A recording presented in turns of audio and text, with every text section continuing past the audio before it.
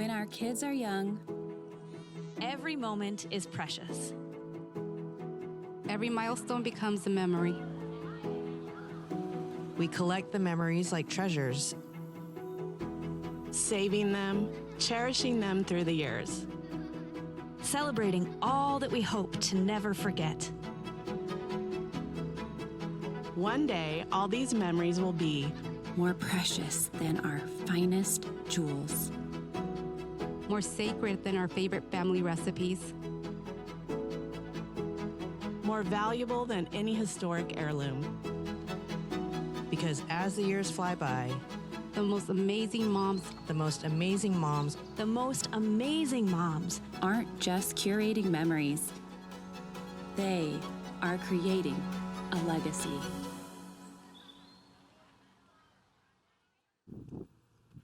Well, good morning. Happy Mother's Day. Yeah, so you don't know what to say back, right? It's like, if I say Merry Christmas, you're like, Merry Christmas. Happy Mother's Day, you're like, I don't know what to do with my hands. So welcome. I'm glad that you are here today. We've been in this series called Masterclass. We're actually going to skip that series today. We're going to get back to it next week. We'd love for you guys to join us as we get back to Masterclass next week. Last year, 2022, we did a special message on parenting on Mother's Day. And I had written down kind of beforehand about 22 observations I had about parenting. And then I decided to cut that down because most people don't like 4-hour sermons. And I talked about 4 of them. And so I still have a lot more to share with you. I'm not going to share the rest with you today, but I've got material for the next couple years. So I thought what I'd do is just, we're going to talk a little about parenting today. A couple of caveats, okay? First is this. My kids are young. They are 7 and 10 years old right now. And so they're not fully grown, which means you don't actually know what the result of my parenting is yet, okay? And I'm aware of that. For a long time, actually, when my kids were even younger, I had parents ask me for parenting advice, and I would just tell them, I don't know, right? That's not my specialty at this point. I'm barely able to raise this kid, and me trying to help you raise yours, this doesn't seem like it's in the cards. But I learned after a while that, I've been raised by great parents, and my wife was great parent. I have great parents and great in-laws. Less than 10% of the population can probably say that. So I've been exposed to some wonderful parenting over the course of my life, and then I've also had other leaders and mentors that I've looked up to that have seen their kids into adulthood, and I've learned a lot from them. And so I just want to note that yes, my kids are young, but also this is not my wisdom.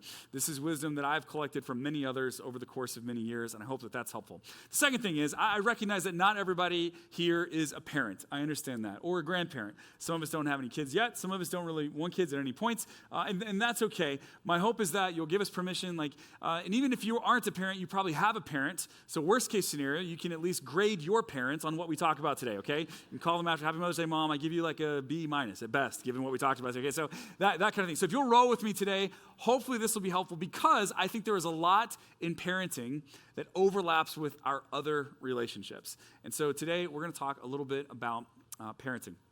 So these are my parents. They're the older ones in the image, if that wasn't clear. And they're with my kids, Jack and William. Jack is 10, Will's 7, and my parents are both also an age. And so they raised me and were super helpful.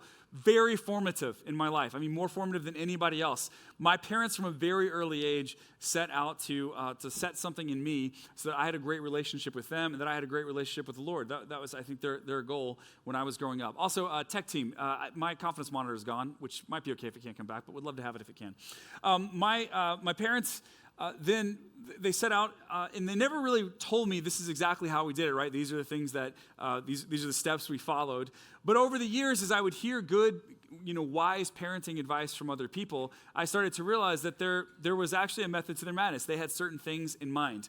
And every year, I've tried to read a parenting book or two in order to become a better parent myself. I just think it's helpful to read from the wisdom of other people. So 2 books I want to recommend to you that have come out in the last few years. This one just was released, and Andy and Sandra Stanley. Andy's a pastor in Atlanta, Georgia, highly influential pastor in my own life. He's been very helpful for me. They just wrote a book called Parenting, Getting It Right. If you only get one, I think this is a great one to get, and much of what I'm going to share with you today are words that Andy has put to some great parenting wisdom that even my parents parented under. So they've really thought long and hard about how to phrase this, and so I've borrowed liberally from their framework in some of what we'll talk about today. Another book that I read, especially for dads, and I realize because this is Mother's Day. But dads, we need more help than the moms do sometimes at getting things right. And so The Intentional Father by John Tyson is written specifically to dads who are raising boys. And if you find yourself in that place as a father and you're trying to figure out, like, how do I instill my son with faith and how do I instill him with grace for the world around him, it doesn't get any better than this. I love Tyson's book called The Intentional Father. So these are a couple of recommendations. Actually, all of our families that had their children dedicated today are receiving a copy of Andy and Sandra Stanley's parenting book, and we're thankful to have that as a resource. And the reason that we kind of turn to other Christians who have walked a wise path, from my parents to the Stanleys to Tyson to 100 other people in my life and probably in yours who have given you some kind of wise parenting counsel. The reason we turn to them is because the Bible is not a guide to parenting. Okay, the Bible is not a guide to parenting. If you want to know like the nuts and bolts of how to do it, you're going to be hard pressed to take the scriptures and figure out exactly what it looks like. It's not a guide to parenting. So it's super helpful, and it gives us a general overview. I'm going to read today from the book of Ephesians. Here's just a little bit of what Paul says about parenting. And this is about as much detail as we get throughout the entire New Testament. Paul says, "Children, obey your parents because you belong to the Lord." And if our kids could just read that verse and do it, then we wouldn't even have to talk about this, okay?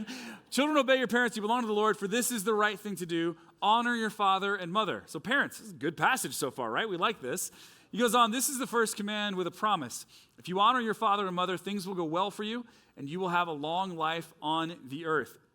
It's quoting from the Hebrew scriptures there, "You'll have a long life on the earth." The reason that was written in the first place is because in the Hebrew scriptures, children under certain circumstances were allowed to be stoned by their parents if they misbehaved too much. So your life will be long if you obey your parents because they won't stone you, okay? Now, Jesus was not for the stoning of children, just to be really, really clear about that. Paul is quoting from the Hebrew scriptures, but he's saying that the principle remains, which is that you should honor your parents. You should obey them. But he doesn't stop there.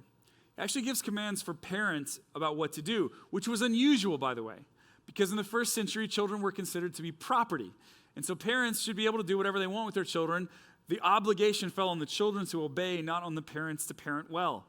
But here's what Paul says in the next verse. He said, "Fathers, do not provoke your children to anger by the way you treat them. Rather, bring them up with the discipline and instruction that comes from the Lord." And I think this bringing them up with the discipline and the instruction, this comes from both parents. It's clear in the New Testament that both the man and the woman in the household are supposed to be spiritual leaders. It does not fall to just one person. And this is about the extent of the parenting advice we get in the New Testament, the specifics anyway. But I think whenever we're trying to figure out how to do something, it is most helpful to start with Jesus. If you're a follower of Jesus, then starting with the way that Jesus did things is the way to start. You say, well, Jesus didn't have children. Well, he kind of had 12 of them. He had these 12 immature young guys, probably all of them but Peter were under the age of 20. Most of them were probably high school age. Jesus starts his public ministry at the age of 30, which is the age that a rabbi would typically start their public ministry. And then typically, a rabbi would take some promising teenagers who were wanting to one day be a rabbi themselves, and that rabbi would teach them what it was like to follow after him, to walk in his pathway, and to craft their life in the same way that the rabbi crafted his. And so Jesus takes these young guys, as was tradition in those age, and he really pours into them for 3 years, teaching them what it looks like to live a Godward life. And when Jesus dies, raises from the dead, and ascends into heaven, it is these 12 guys, minus one, is these 11 guys, minus Judas, who ends up killing himself after betraying Jesus, who end up having to take this gospel, this message, and steward the church forward at a very young age. But Jesus did well with it. And if you look through the New Testament, you'll see some things about Jesus that just stand out. And that honestly stand in opposition to some parenting styles that we see today. Just a few things about Jesus. First of all, Jesus never allowed what he believed to separate him from people. He didn't allow what he believed to separate him from people. So Jesus, therefore, got a reputation as a drunkard and a glutton and someone who hangs out with tax collectors and prostitutes. These were all considered negative in Jewish society, that you would hang out with these kinds of people. And Jesus got a reputation for hanging out with those people because Jesus hung out with those people. He did, but he did it because he didn't want what he believed to separate him from them. In fact, he believed that the best way he could help them is to influence them. And you can't influence someone that you don't have a relationship with, not deeply anyway. Jesus wasn't concerned, right, with guilt by association. And so I have seen parents parent their kids until they get to a place where they decide their kids aren't going the way that they're supposed to, and then they just almost disown them. And I just want to say, I don't think that is a Christ-like approach, that Jesus hung in there. And even with people who didn't see things the way he didn't worry about his reputation. And so many parents struggle because they want their kids to behave in such a way that their own reputation isn't on the line, right? I don't want my kids to embarrass me. I don't want people to think that I allow that in my home. And so after a while, you see parents sometimes start to separate themselves from their children. And we just need to recognize that Jesus never let his reputation get in the way of influencing those who needed him most. He didn't do that. Number 3, Jesus liked people who were nothing like him, and they liked him back. He just kept pouring into the lives of other people. And because of that, they kept liking him. You can have a different opinion than your children and continue to like them and continue for them to like you. You don't have to agree on everything, and as they get older, you will not agree on everything. So it's up to you whether to keep the relationship intact or not. We'll talk about this more in a minute. Finally, I would just say Jesus showed us that the Father welcomes his prodigal children home. We talked about this a lot last week. I won't spend a lot of time on it this week. But over and over, what we see in the scriptures is that if we will take one step toward Jesus, one step toward the Father will run toward us. So if you have a strained relationship with your child based on maybe some things that happened when they were younger, maybe they're young and you're still working through the relationship, I just want to encourage you to follow after the footsteps of Jesus and for you try to be the one that brings peace to that relationship. Okay, so I don't have all the wisdom in the world on parenting. Again, my kids are very young, but I do have some encouragements to offer you. I offered you 4 last year. I'm going to give you 5 this year. You get a bonus one. I can tell you're so excited. Encouragement number 1, find your North Star. In other words, you would do this if you were doing anything, right?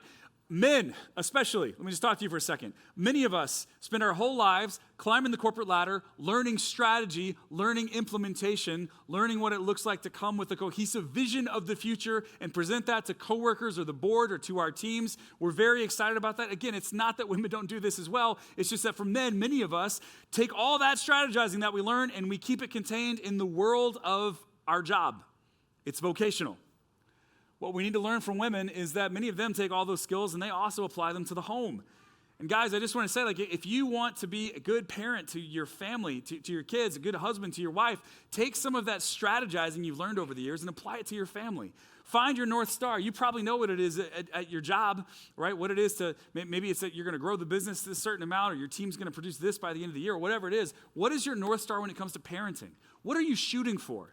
What are you, in all of your parenting, your disciplining, your prayers for your kids, your training of them, what are you aiming for in that? Find your North Star.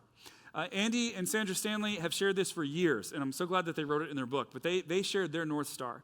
My wife and I have adopted it as our North Star, and even though my parents didn't say it quite like this, as I look back on their parenting, this was clearly their North Star as well, and I think it's a great one. So adopt it for your own or choose a different one is fine, but you need to find your North Star. Here's Andy's. He says that their North Star was kids who enjoy being with us and each other, even when they no longer have to be.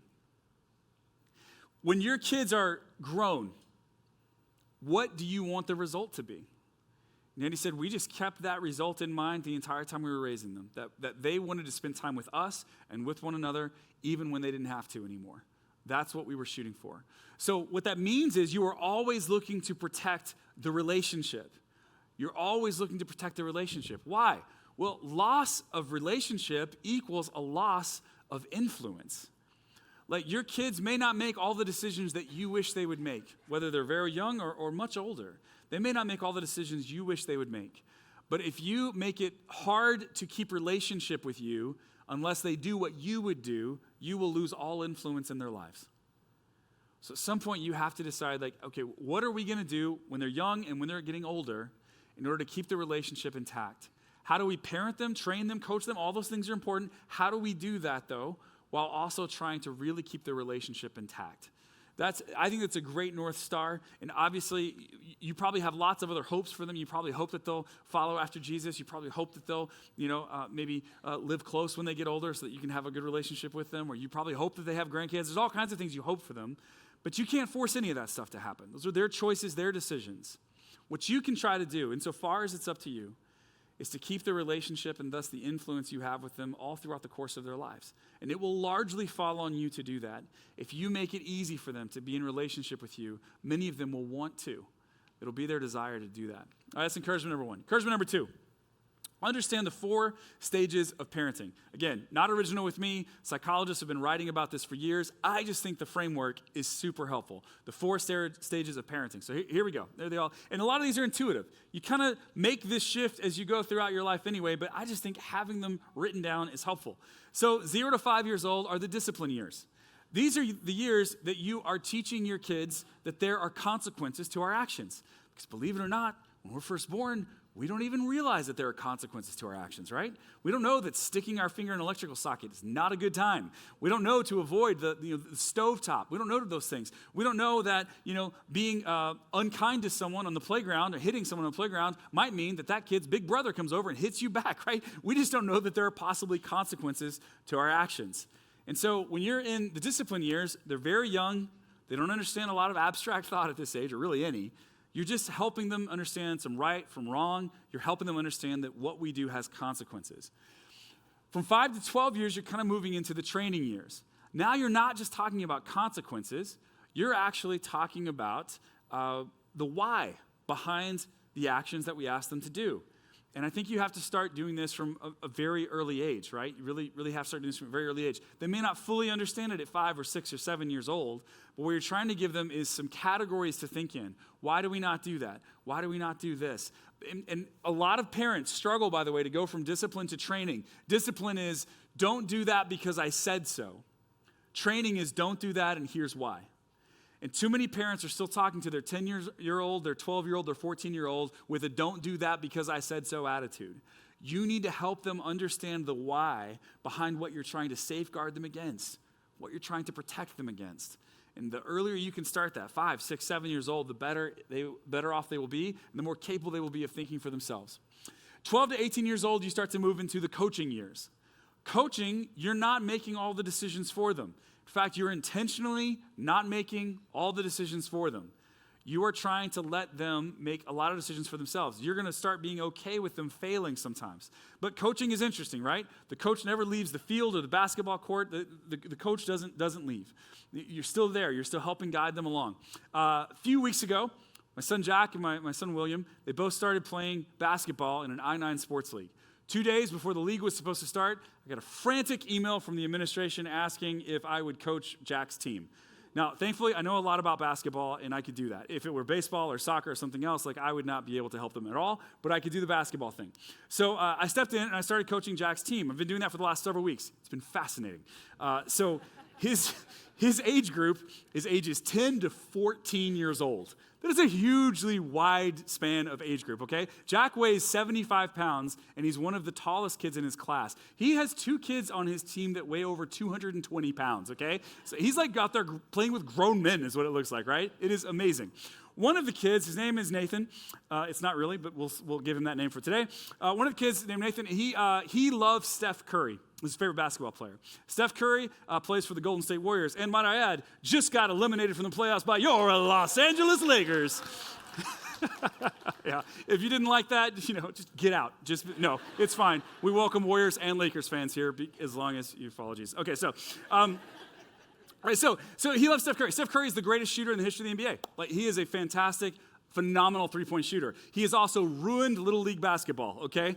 Because every kid thinks that they can shoot like Steph Curry, and no kid can shoot like Steph Curry, okay? So Nathan, the first game out, he's shooting three-pointers, and just like Steph Curry shoots from 3, 4, 5, 10 feet behind the three-point line, he's just launching them from wherever. And they are clanging off the rim. Sometimes they're airballing, they're turnovers, and I'm like, Nathan, you've got to stop taking all those three-pointers, okay? So second game, he does the same thing. I finally put the kibosh on. I'm like, you got to stop taking threes. The third game, he starts shooting again, makes the first 4 three-pointers he shoots, okay? Then he misses the next 2, and I'm like, okay, he got lucky. I'm about to call it, right? I'm about to shut him down again. He goes down the court, and he crosses half court, and right after he gets across half court, he shoots it. And I'm like, you've got to be, and it goes in. Good job, Nathan. Way to go, man. Right?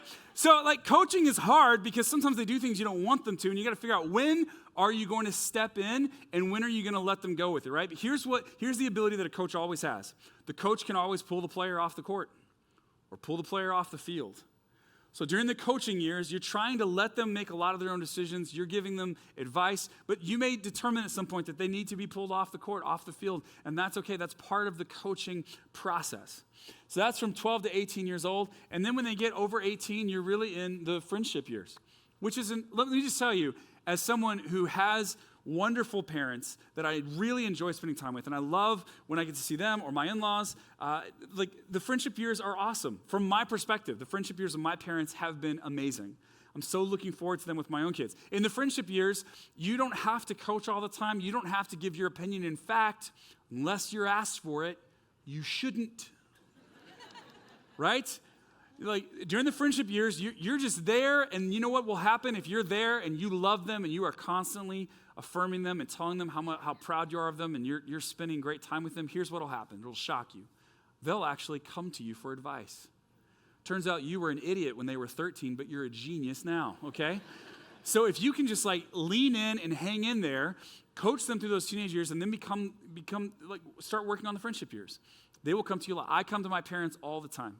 I do. I still to this day, I still call them regularly. When I'm weighing something, I want to get their input. You know, and I'm old enough at this point, I have lots of other mentor relationships and friendships. They're not the only people I check with, but what my parents think has a lot of weight for me because I love them and I trust them and I want to hear from them. So they were amazing parents, and they've been amazing friends who are also my parents over these last 20 plus years that I've been out of the house. So it's a wonderful, rewarding time. I got to tell you too, my parents are usually watch most Sundays. Sometimes they watch later recorded. Sometimes they watch live. But it's great to see you guys in Texas today. Thank you if you're here today. And I just want to tell you that my mom and dad, right, this whole friendship stage where you don't offer your opinion unless it's asked for, my dad had no problem with that. He didn't really want to give his opinion anyway. He's always worried about, being overbearing. My mom, on the other hand, I have seen her numbers of times start to give an opinion, decide that that's not helpful, and then pull back. And I can tell it kills her, right? It's like, I want to tell him what he should do. And I know that he does, but she's done it. She's done it, right? She's pulled it. And so for both of them, they've just done such an awesome job of working through this, and I really appreciate both of you guys. In fact, if you wouldn't mind, could we thank my parents for being awesome parents? I know it's weird. I know you don't know them. And some of you are like, I don't know, Josh, I've met you. I'm not that impressed with their work. But hey, and then so as we're talking through like the disciplining, right, this discipline era, the goal of discipline, just as a reminder, is to teach your child how to restore the relationship they damaged. The goal of discipline is not to just be the no all the time, right? In fact, you ought to be full of yeses for your kids. You ought to be more yes than no. My kids come to me all the time and they're like, Dad, come look at this. Dad, come play with this. Dad, can we do this? I try to say yes a whole lot because when I say no, there needs to be a good reason for it, right? So I try to yes a lot. But when they have broken a relationship with you, with your spouse, with a friend, with somebody else, like you need to help them restore the relationship they damaged. And you help them doing this by learning how to apologize. That means confession and restitution. Your kids likely will not learn how to say they're sorry unless you teach them how to do it, okay? I can't tell you enough how important this is. One of the stories that I've heard Andy and Sandra tell a number of times is that when their kids were little, their favorite babysitter came over, and normally when Andy and Sandra got home, they would ask the babysitter how it went. The babysitter would go, they were great. But one night, that was not the answer that she gave. One night she said, they were really rough tonight. Like they wouldn't do what I asked. And one of them started yelling at me. Like it was not a good night. And so instead of just saying like, okay, well, no TV for the week or you're grounded or whatever, they decided to think like, how can we think creatively about disciplining them given that they've broken this relationship with their babysitter? So the next morning, this was Sandra's idea. It's a brilliant idea. Good momming is what this is. The next morning, Sandra got them up early before school, had them get all of the money out of their piggy bank and bring it with them. And she took her two boys to the flower shop and made them buy their babysitter very nice flower bouquets with their money, and then made them go after school to go to the place where their babysitter worked, which was a corporate office place. She was like a entry-level person there, and to walk through that whole office with a big bouquet of flowers and an apology note, and to apologize to her in front of all of her coworkers. Boy, that doesn't feel good at any age, but certainly not when you're a kid, right? What's the goal of that? Well, the goal wasn't just to humiliate. I mean, that was a little bit the goal. But what's the goal? The goal is to restore the relationship. The goal is I'm going to teach you, like, when you do what you did, the result isn't just that you did a bad thing. The result is that you broke relationship. And one of the things that Jesus is constantly doing is to try and restore relationship between us and God, restore relationship between Gentiles and Jews. Restore relationship is a huge part of his ministry. And so she's just teaching them, like, look, this is what it looks like to apologize, to confess that you did something wrong, and then to work toward restitution. Here's how I'm going to make it right, okay? Man, this stuff is so helpful if you start to think through it. Okay, encouragement number 3, don't freak out, okay? If you're the kind of parent that freaks out, your kids will stop telling you things. If when they tell you something, they can assume that you're going to lose it, whether you get really, upset or angry, or you get just loud and start to yell. If you freak out, your kids will stop sharing things with you. In fact, they'll go a step farther. They'll start hiding things from you. They'll start obfuscating. And then sometimes you'll still find out. And when you find out that they hid a thing from you, you're going to feel betrayed that they didn't tell you in the first place, and angry. And what are you going to do? You're going to freak out again. And all you're going to do is reinforce the lesson that if I can keep it from mom or if I can keep it from dad, I should just keep it, because that's easier than telling them the truth. Parents, don't freak out. It's an easy thing to do.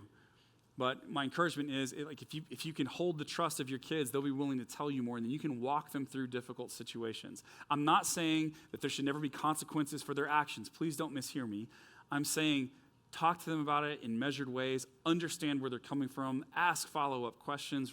Don't freak out. My son, William, a couple of weeks ago, we were at a department store, and my wife, Emily, was returning some stuff, and there were some bathrooms right there. I could see them, and he's like, hey, Dad, I need to go to the bathroom. I was like, that's fine. He's 7. We're like, go ahead and just come right back out. So he goes in the bathroom. He's in there for just a couple of minutes. He comes out, and he says to me, Dad, I just met a really kind adult friend in the bathroom. Well, I don't like that sentence at all. But I remembered, right? Well, don't freak out. Ask a follow-up question. Oh, really? What happened? Well, he walked in with a basketball shirt on, and so there was a guy, I guess, washing his hands, and while Will went to the restroom, the guy was like, oh, you like basketball? He was just finishing up, and he's like, yeah. And so Will finished up, and the guy just on his way out was like, well, because Will told him he was playing that season in a new league. And my son, by the way, William, he does not understand really anything about basketball. So he's everybody's favorite player. All the parents think he's their favorite player because he's just out on the court. He will run down the court in some of this animation videos. He'll just put his arms behind him and he'll run like this. Or sometimes they've got the ball and he's just over in the corner going like this, just in circles. And so he's not great yet, but we're working on it. And I guess this guy just told him I hope you have a great season. So he came out, he was like, a guy took an interest in him, right? And so he was thankful for that. That was it. No big deal. No problem. And I didn't freak out. So that was good too. Don't freak out. You will have many opportunities to freak out where things much scarier than that your kid goes through or someone they know goes through or they're thinking about. Don't freak out. Enter into the moment with them, and you will find that you can be very helpful to them. And the final thing I want to say on this freaking out thing is that we've talked about this before, but anger is just unmet expectations plus fear. That's all that anger is. It's unmet expectations plus fear. And so a lot of times when our kids are honest with us, when they've messed up, or maybe one of their friends really messed up, and they tell us about it, we go to anger not because we want to, but because they didn't meet our expectations, and because we're afraid that this decision is going to be the first of many decisions that go just like it. And so it's because we love them so much that we're afraid for them that many times we struggle when they tell us a thing to not freak out, and a lot of times we go to anger. And some of you have or had an angry parent as well. And what was modeled for you was that the way that the parent takes control of the situation is to get very loud and very angry. The problem with that approach is that anger and that loudness, that yelling, what it does is it starts to really strain the relationship over time. In fact, angry parents trade influence for compliance. If all you're looking for is for the kid to just obey, just do it, do what I said you to. Why? Because I told you to. If that's all you're looking for, then yelling and being furious all the time, that could probably get there for much of their childhood life. But if you're looking to have as your North Star, keeping this relationship intact and therefore keeping your influence as they get older, anger should not be your go-to. Look, there's times to yell. The time to yell is when your child is in physical danger, when your kid runs into the middle of the road, when your kid gets too close to a bridge. There are plenty of times to yell at a kid when they're in danger, but save it for when they're in danger. Otherwise, they're going to start thinking that you are the danger. They'll start associating you with danger. And you don't want that. I've seen so many parents fracture their relationship because of this, and I just want to encourage you so much. Like, don't freak out. Try to avoid being angry. And I messed up with this as a very young man. I was probably 24 years old, and I was a youth pastor. It was my first youth pastor job. And I'd never raised children before. And so but I've always enjoyed, I think middle schoolers are hilarious. And so I enjoy, they don't smell great, but they tend to still like want to hang out with adults a little bit. And then they'll tell you all kinds of things that they're processing. And they're at a really cool age. And so as a student pastor, so my wife works with me at that. And it was really great. Really enjoyed a lot of it. A few months after I got the job, I was supposed to take them on a ski trip to Colorado. This church was in Texas. In fact, it was in the Gill community, way out in the woods. They called themselves the Gillbillies, like they called themselves that. And so I took a van load of the Gillbillies to Colorado as a 24-year-old kid. And I brought several adults with me that were volunteers who worked with the students and some parents, and it was great. But I didn't know what I was getting myself into. And the very first night we were there, they had this outdoor pool, but it was a heated pool. So Colorado, there's snow on the ground, but there's a heated pool. So I'm with some of the students inside. We're playing like card games and stuff. And some of the adults took some of the kids outside for them to go swimming. And then a few minutes later, all of them come back in, and you can just tell someone's upset. Like, they're all upset. And I'm like, what happened? One of the adults said, well, everybody was enjoying the pool, and then it turns out someone pooped in the pool.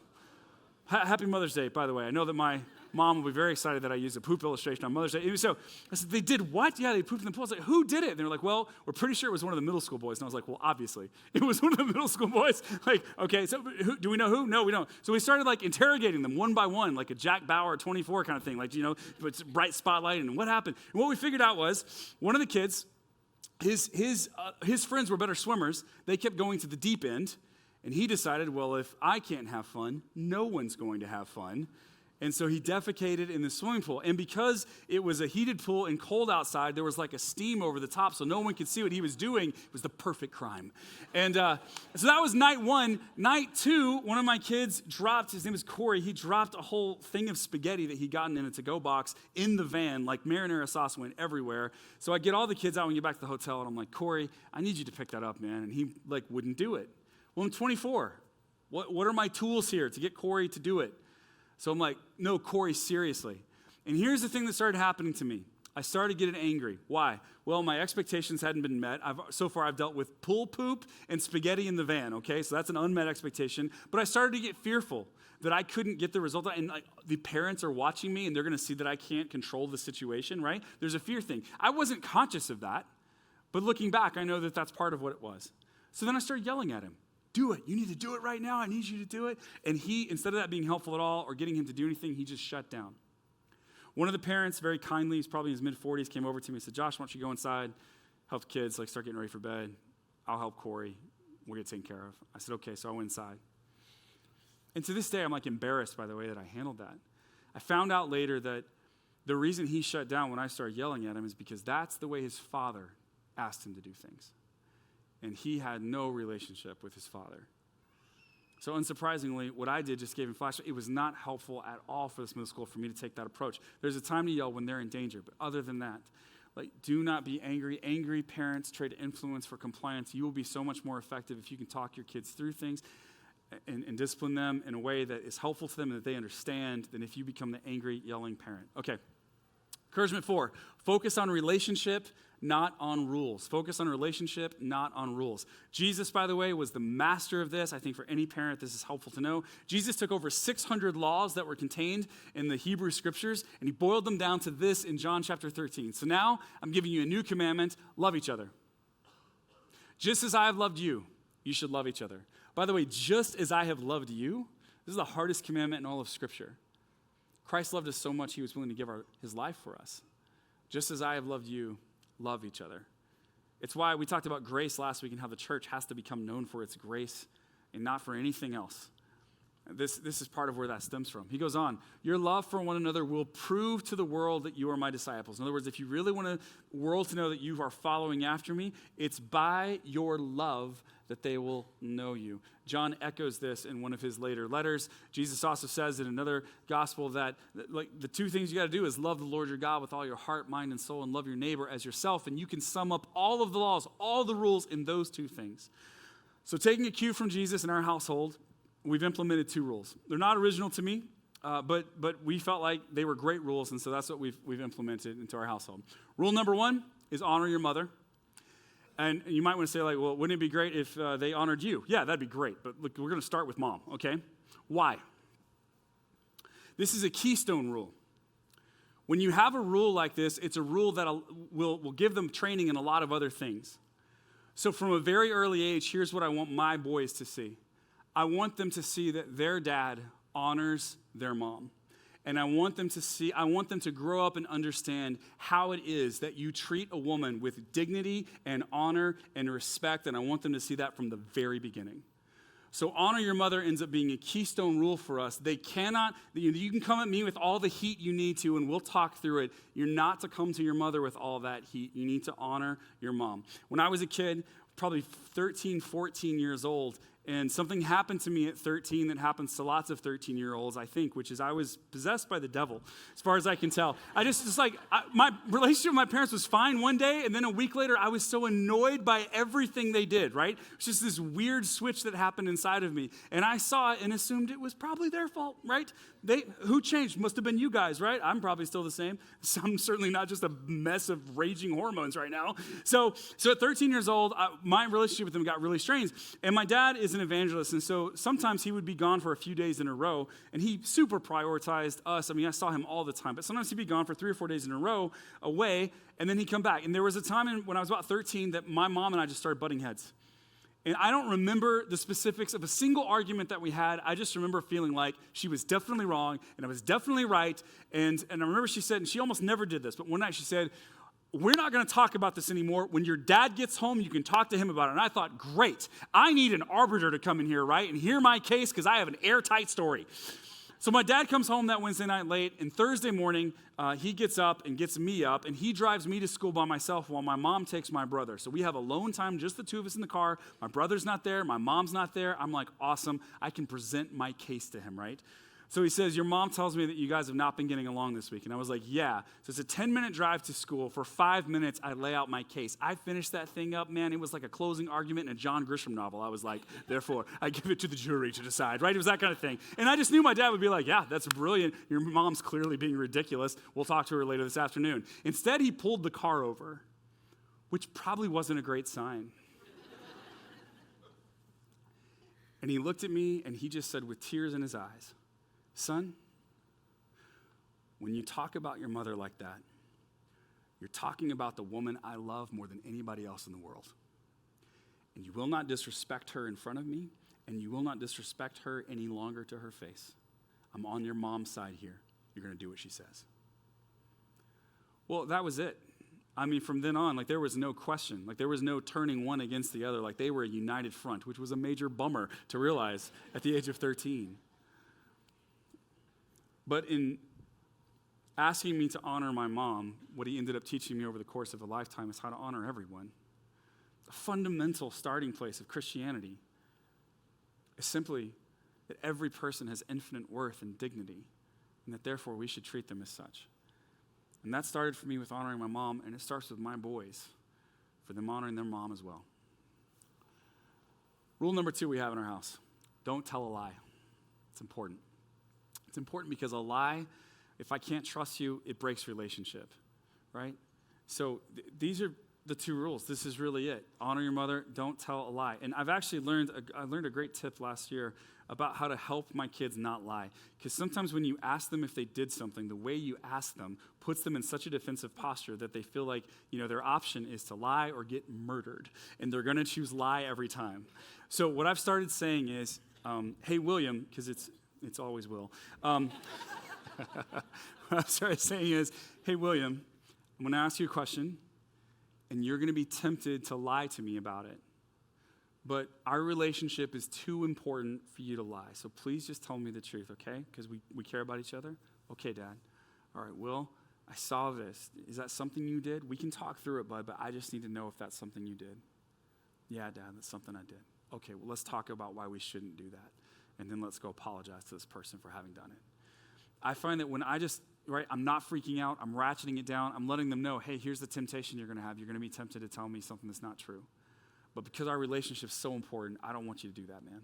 I don't want to see you fail this because I care about you. I know you care about me too. Let's do this together. Right? I'm just giving them space. And when they're not feeling like if their choice is lying or great harm, then we can actually talk through some of that stuff. And I just find it incredibly helpful. So honor your mother, number 1. 2, don't tell a lie. You may have different rules for your household. I just think these are great ones. It's not that I'm not saying you shouldn't impose a curfew or you shouldn't. I'm not saying that. I'm just saying what are your staple rules?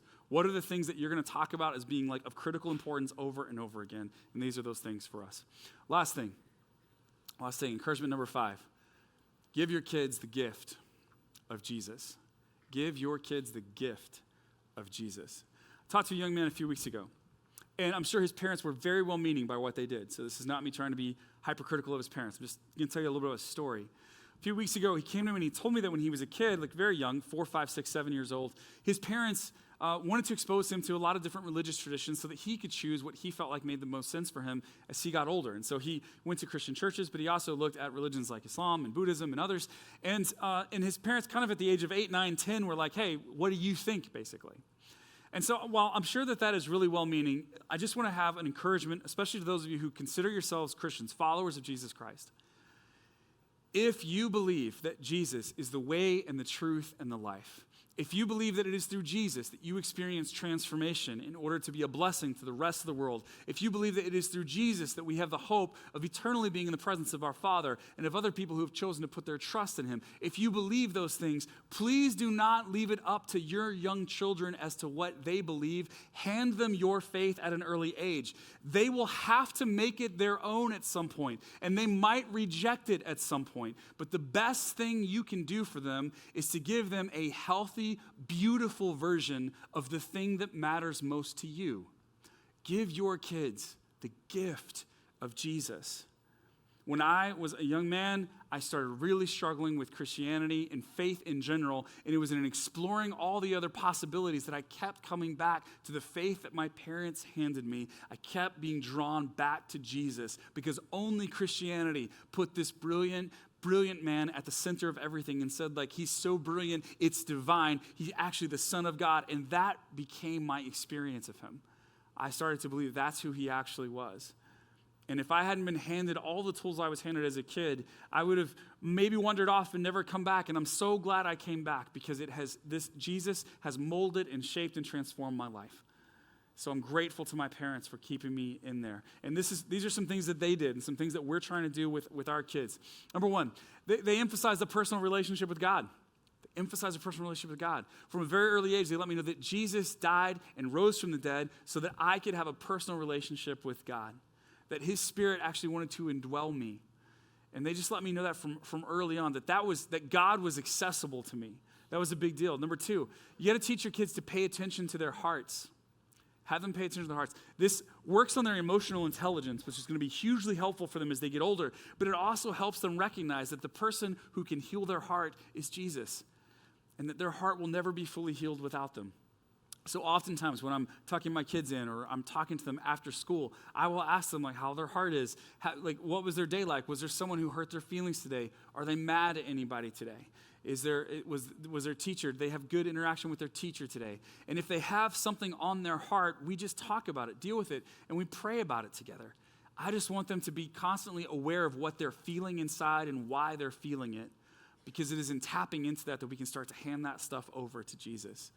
Number 3, pray together in every season. Most nights, I pray with my boys, and pretty much every meal I pray with them. Sometimes it's a longer prayer, sometimes it's a shorter prayer. A 7-year-old, we're not praying 40-minute prayers, okay? We're 40 seconds and we out, all right? It's quick. But I want to ask them, how can I pray for you? And my kids have started praying for things. They've started praying for things that are wonderful things to pray for, and they've started praying for absurd things that I'm going to just let them keep praying for because I've told them to bring everything to God, okay? So my son Jack is praying for some friends of his that their parents are going through a divorce. He's prayed for a classmate of his who is sick. He has prayed for his mom when she got COVID last year. He prayed for her. He's prayed for all kinds of things. He has also recently told me that he has started to pray that our 13-year-old dog, a West Highland Terrier named Ella, would live to the age of 85. I'm like, Jack, I don't even want that, okay? It's a lot of responsibility. I don't want to have to like give the dog away in the will to somebody else, okay? She's a little ragged right now. At 85, I can't even imagine. Oh, she's going to be a ball of fur that we scrape off the floor. Okay, so, but pray together in every season because you're teaching them like, look, if you have something that you want to see God work in, you bring it to him. You bring it to him. You just pray together regularly. Number 4, it's really important. Be open about your own faith journey. Don't just tell your kids faith is important or church is important. Why is it important? What did it do in your life? How did it change you? And look, if you know that you aren't a perfect parent and that there are some things about you that your kids see that are not the best sides of you, just name it. Spoiler alert, they already know. They will not be surprised by that. You'll be like, yeah, hey, I have struggled with this my whole life, and I still struggle with it. But you should have seen me 20 years ago. You should have seen me 10 years ago. Jesus continues to mold and shape and change my life, and that's why I am who I am today. And I'm just going to I hope to keep getting more and more like him as I live my life. Tell them why your faith matters. If you have a regular quiet time where you pray or you read the scriptures, allow them to catch you doing that. Share with them. I just shared last week at the dinner table a passage of scripture out of the Psalms that had been really helpful to me that day. And I just told them, hey, when I was doing my quiet time this morning, I read this verse and I just wanted us to read it tonight together. Right? Just let them catch you in the act of following after God. It will make a major impact in their life. And I still remember my mom talking to me about her quiet time, my dad reading his Bible. I just remember those things. I knew that the faith was not just a thing that we were checking off on Sundays, but it mattered to them and it shaped their lives. Finally, keep your children engaged in church. Keep your children engaged in church. Look, I have a friend of mine who's a pastor who told me that the ship has sailed on this one. The chickens have flown the coop. Like, there's no reason to even bring this up. Like, it's not happening. Look, I'm going to tell you a thing, and then you do with it what you will, okay? I realize this is probably an uphill battle, and it may not make any difference whatsoever. I'm still going to say it. Here's the thing I want to say. I have talked to a whole lot of young adults in the last several years that have walked away from a faith that would be very helpful and meaningful to them at the age that they are now. But one of the parts of their story that they tell me is when they got to a certain age, what became really important and critical for them was that they participated in all these sports leagues, and they did all this stuff in camps, and they did this drama class, and they did this thing, but church became increasingly optional for them. And so when they were in some of the most formative years of their lives, 13, 14, 15 years old, they stepped away from the place where they would regularly hear about what Jesus did for them and how they could follow after him. With the message that their parents sent, which was an implicit message. Their parents weren't probably trying to send this message. The message that their parents sent was this stuff is important and critical and we'll fit church in if we can. And I just want to encourage you. Long after your kids are done with sports, and they're out of the leagues, they're in a job now, long after that stuff is in their rearview mirror, they are still going to need the comfort and grace and kindness and majesty of Jesus. Don't skimp out on the thing that could possibly shape their life more than anything else and make them into better human beings who will be for human flourishing and for blessing the world around them and for imparting value and worth to every single person if they'll follow after Jesus Christ. Keep your children engaged in church. You make them go to school. Sometimes they don't want to go. Have them go to church. Sometimes they're not going to want to go. Recognize this is an important thing. And not just any church. I just want to encourage you. Churches that, and there are lots of these, churches that want to invest in children and students and want to see them live a life that's centered on Jesus Christ. That's the church to make sure that they're a part of. That's something we do here, but it's something a lot of churches do because it's really important. For the faith of the next generation really, really matters to us. So those are 5 pieces of encouragement for parents, for moms, for dads, for grandparents. And my hope, right, is that we will press forward and really invest in our kids. It is always hard and time-consuming and a lot of work. It is always worth it. Your greatest contribution to the world may not be something you do, but someone you raise. Let's raise them in the name of Christ. Heavenly Father, thank you for our time together today. And Lord, may we just celebrate the moms today, man, and the women who have formed us and shaped us and who inspire us. So many of them in the room right here. God, I just pray blessing upon them today. I'm grateful for them today. Lord, for parenting mistakes we've made in the past, Lord, don't keep us held hostage by those, Lord, but allow us to move into a new thing where we can point to you with all of our heart and our soul. Lord, may we try to keep relationship and influence in the lives of our kids. You've entrusted them with us. May we just take the stewardship of that really, really seriously. Thank you, Lord, for the gift of our children. of our grandchildren. It's in Jesus' name I pray. Amen.